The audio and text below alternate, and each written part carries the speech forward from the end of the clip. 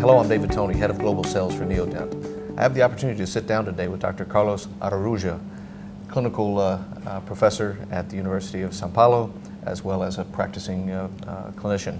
Dr. Araujo, thank you today for an absolutely wonderful presentation. I must say I've never seen histology slides like the one you showed today. It's quite impressive.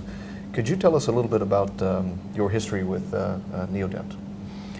Well, a series of coincidences took me near Neodent. In fact, my wife was doing a post-graduation study and she needed a subject for her thesis, so we decided to study surfaces. So I contacted many companies internationally, and Neodent was the very first one to answer us, and they offered to help us with the project because they also needed to develop a new surface. So that was our first contact. Then Dr. Geninho, the former president of Neodent at that time, he found out that I was very much connected to the cone Morse or the Morse taper prosthetic connection in implants.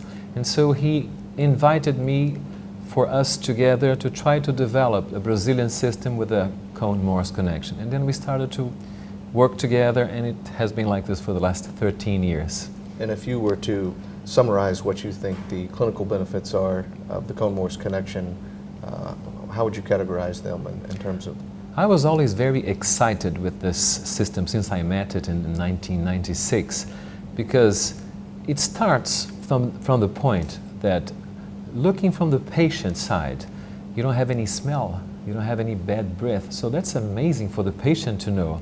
But that comes because you have a much more healthier soft tissue around this implant. That brings a more aesthetic look, a more pleasant look, and that also brings one of the most important things we achieved in implant dentistry, which is long-term stability, endurance, and it maintains the soft tissue for tens of years in the same aspect, in the same aesthetic, in the same healthy aspect. So it's I believe that nowadays every company in the world is trying to follow us, if I can say that, because everybody's wanting to have this very, very interesting connection. The slides that you showed today obviously showed some incredible tissue response.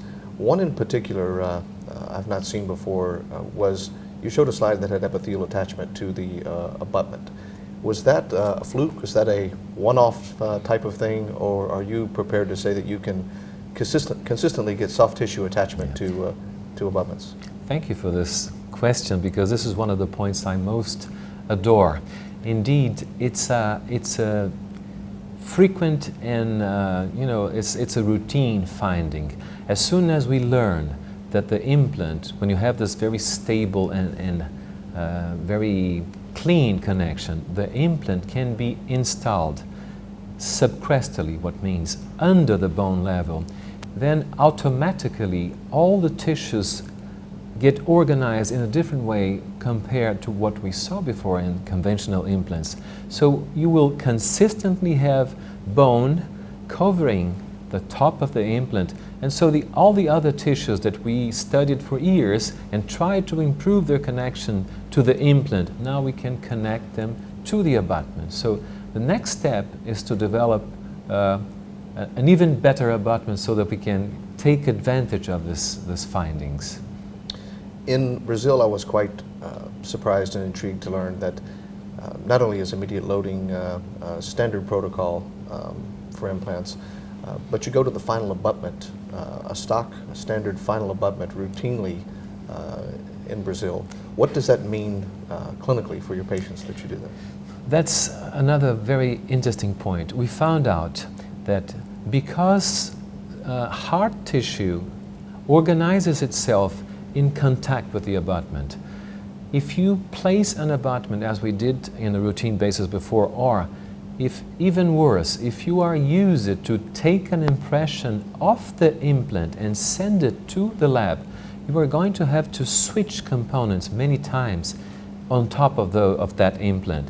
And that means to disturb the intimacy of the relationship between the abutment and the bone tissue and the soft tissue. So we found out, even though this is not absolutely demonstrated scientifically, we're working on this right now, but we found out that the least you touch the abutment, the best for the tissues. So we try to teach our clinicians to use their selection kit and to learn how to use it, to be able to, at first, select an abutment that might be the final abutment.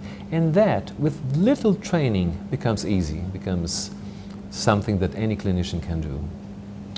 Obviously, being involved with Neodent for so many years, how well would you say the system is documented from a scientific study point of view? I'm very happy with this. When we began, that was one of the main concerns.